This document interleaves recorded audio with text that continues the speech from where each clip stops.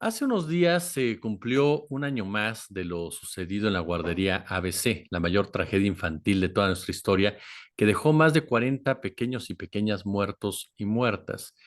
Hay mucha tela de dónde cortar detrás de todo esto, porque hay algunas voces que dicen no partidicen lo que pasó en la guardería ABC. No se trata de partidizar, se trata de ubicar a los verdaderos responsables y sobre todo de detectar una manera de gobernar, una manera de gobernar. ¿Por qué? Porque varios de los involucrados en la tragedia de Guardia ABC están ahí, siguen ahí, aspirando, queriendo regresar al poder ahora a través de otras personas. Voy a saludar a esta gran periodista de investigación que ustedes saben, para mí, una de las mejores que existen en la actualidad en México, Nancy Flores de Contralínea, a quien por supuesto le damos la bienvenida a nuestro canal. Nancy, ¿cómo estás?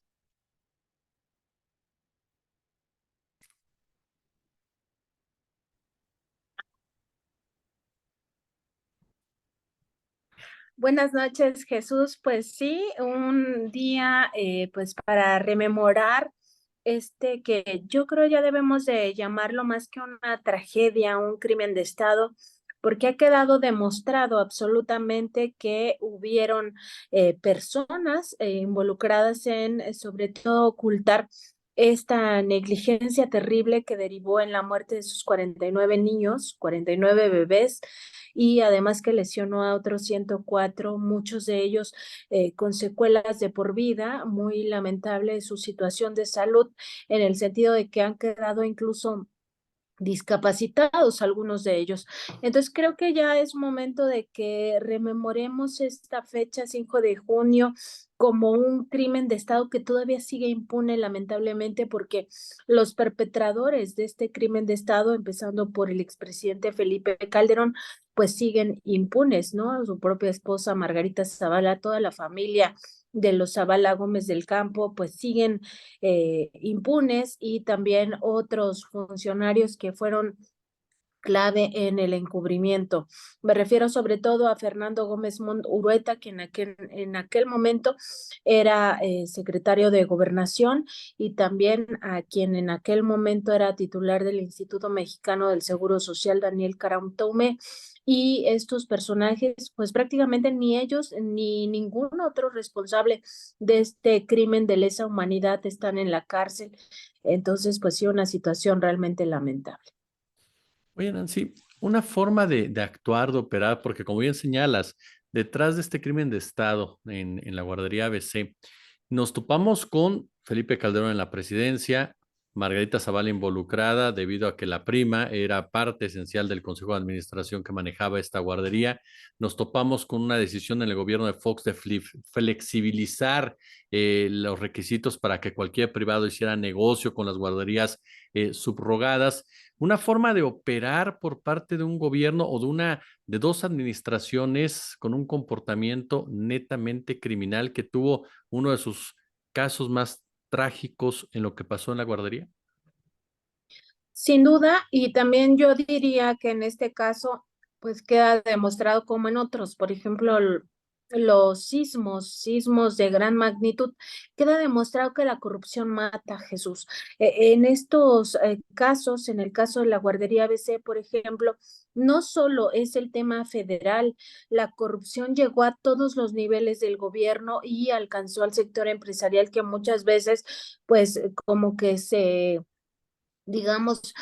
se queda también impune el hecho del señalamiento hacia el sector, hacia la iniciativa privada, como si la iniciativa privada no adoleciera también de la misma corrupción, y en este caso queda demostrado que son ambas partes. El gobierno municipal, pues por no llevar a cabo todas las inspecciones requeridas para contar con la garantía de que esta guardería tuviera en orden, pues, por ejemplo, todo lo que tiene que ver con protección civil, el propio gobierno estatal, de revisar que una instancia o de esta naturaleza donde se cuidaban a menores de edad, pues no estuviera tan cerca, por ejemplo, de una gasolinería, que no hubiera al lado una bodega, en fin, demasiados elementos que nos llevan a ver que la corrupción mata, Y en este caso es una corrupción que abarcó desde digamos, desde el gobierno federal hasta el gobierno municipal, pero además que abarcó otros poderes, porque aquí tampoco hay que olvidar, Jesús, que parte del manto de impunidad que cubre el caso de la guardería ABC pasa por la falta de justicia en el caso de la Suprema Corte, donde solo 3 ministros pues se atrevieron a llevarle la contra al entonces presidente Felipe Calderón cuando la corte fue tomada, y esto lo ha revelado en su momento el ministro Arturo Saldívar Lelo de la Rea, fue tomada por la Secretaría de Gobernación. El resto de los ministros nuevamente dando la espalda a la sociedad y en específico a las víctimas. Y en el caso del Poder Legislativo, pues también no hay que olvidar que el poder legislativo tiene una función de representar al pueblo, a los ciudadanos, son representantes de nosotros. Y en ese contexto, pues debía el poder legislativo no solo mandar llamar a los funcionarios, que eso en su momento pues sí lo hicieron, no lo hicieron así con Felipe Calderón, pero más que llamar, pues hubieran generado una comisión de la verdad a tal punto que se obligara a las autoridades judiciales a hacer justicia. En este caso, no lo hicieron y por tanto me parece aquí que queda muy claro que los 3 niveles de gobierno y los 3 poderes de la Unión estuvieron involucrados en esta pues lamentable crimen de Estado. Y hablamos de el dinero, querida Nancy, el dinero como parte nodal de todo esto, un negocio que se les facilita a los privados y una protección por parte de cada una de las instancias que supuestamente tendrían que haber actuado de manera diferente, pues respondiendo a lo que muchos ahora supuestamente dicen que está en peligro, que es la separación de poderes.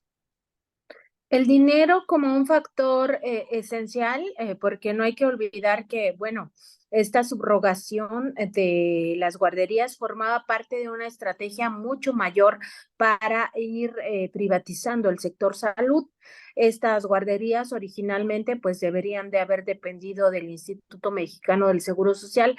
que es la instancia que debía de haber brindado esta seguridad social a madres y padres de menores de edad. Y en ese contexto, esto también nos lleva a un régimen criminal que es el régimen capitalista neoliberal. Cuando los derechos se empiezan a convertir en servicios, empieza también toda esta tergiversación de hasta dónde el Estado o el gobierno en sí, ya como el factor que ejecuta o que lleva a cabo la cobertura de los derechos humanos, tiene responsabilidad sobre estos casos. Parte del hecho de la impunidad en este caso fue precisamente que se iba pues haciendo muy difuso la responsabilidad de quién estaba al frente de qué cosa, porque pues finalmente ya eran privados, pero los privados no ven derechos humanos, eso es el gobierno, etcétera. Y esto forma parte de toda una cadena de criminalidad donde se observa que los derechos humanos ya no pueden seguir siendo considerados de esta forma, sino que se les debe de dar el cariz de servicios, y cómo servicios pueden ser dados por particulares. Y entonces se deslinda el gobierno y al final el Estado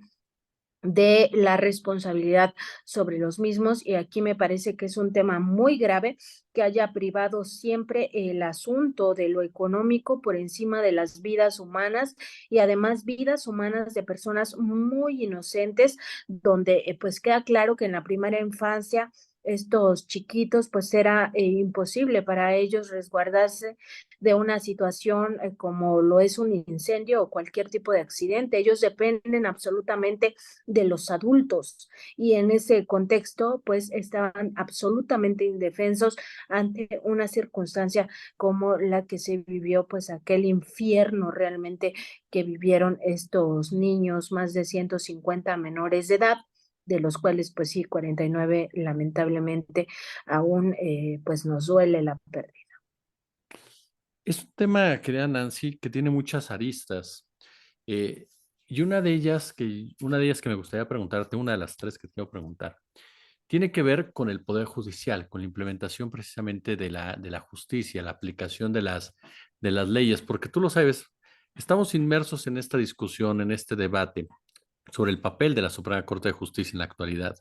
la participación de los ministros, la llegada de ministros y ministras a estos lugares, gracias precisamente a relaciones con políticos, gracias a apoyo de empresarios.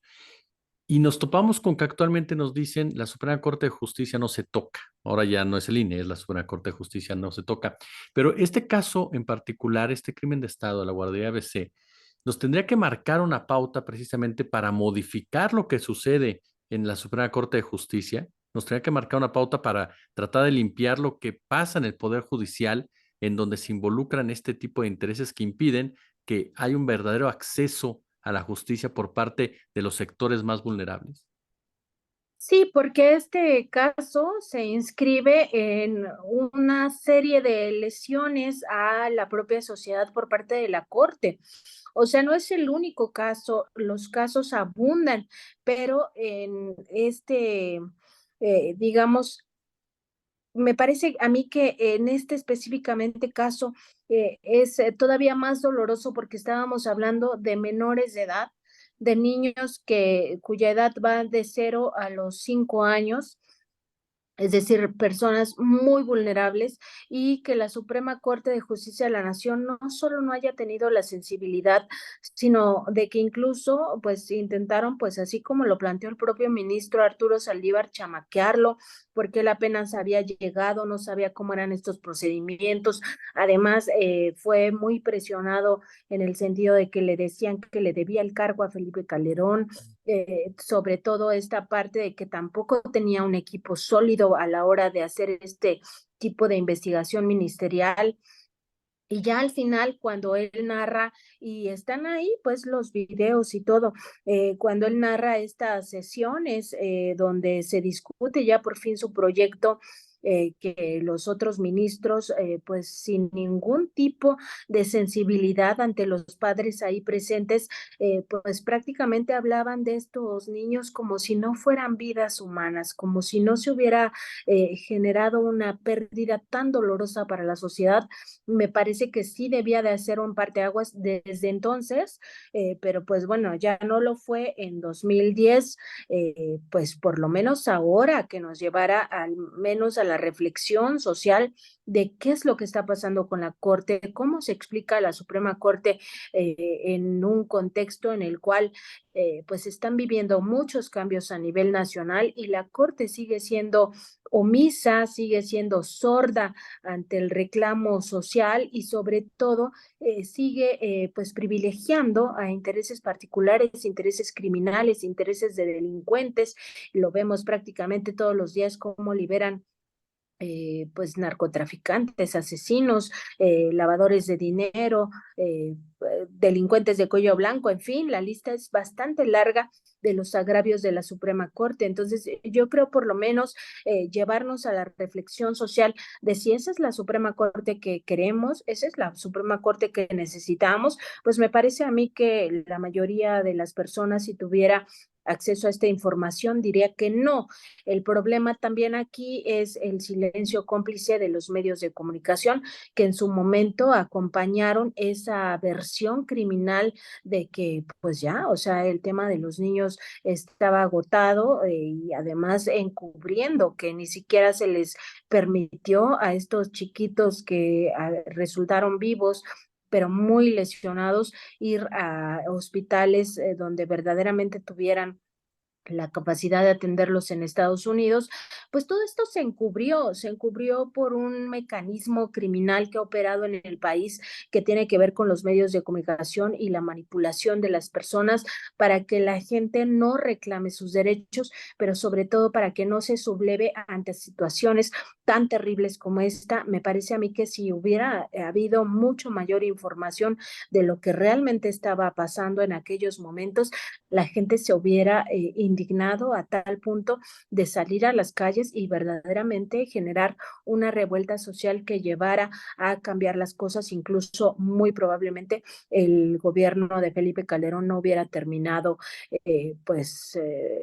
digamos, ni siquiera hubiera acabado ese año 2010. Y en el ámbito político, me queda Nancy, un tema, lo mencionabas en parte, este político empresario, el cual se vuelve totalmente amoral, pragmático hasta la saciedad, a final de cuentas lo que importa es la ganancia, ya lo decías, se forma una especie de negocio a costa de la salud, pero esta sangre que tuvieron para de plano bajar la cortina, cubrirse entre ellos, porque hablamos de partidos diferentes, el PAN a nivel federal, el PRI a nivel estatal, pero con una forma de operar que viene a ejemplificar al político que actualmente, esta es la pregunta, actualmente está al frente de esta alianza que forman ahora el PRI y el PAN. Es que son lo mismo, o sea, al final, si tú revisas los años más terribles del PRI, que pudieran ser la guerra sucia, y revisas lo que pasó en el gobierno criminal de Felipe Calderón con la supuesta guerra contra el narcotráfico, te das cuenta que se tocan exactamente en los mismos crímenes de lesa humanidad, es decir, cometen las mismas atrocidades: desaparición forzada, ejecuciones extrajudiciales,